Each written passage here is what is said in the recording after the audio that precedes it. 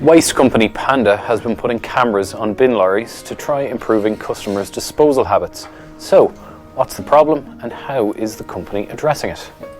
The cameras are being put in place to monitor and record the contents of individual recycling bins as they're emptied into the lorry.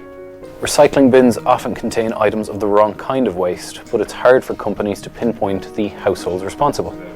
According to Repack, which oversees and funds recycling collections, just one contaminated item, such as a food container that hasn't been fully emptied and washed, can render the entire contents of a bin unusable.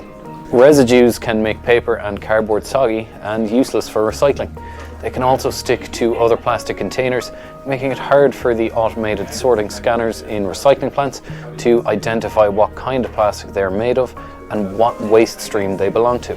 If the camera catches something amiss with your bin, Panda have said they will issue with advice, telling you what was wrong with the contents and what you should do in the future.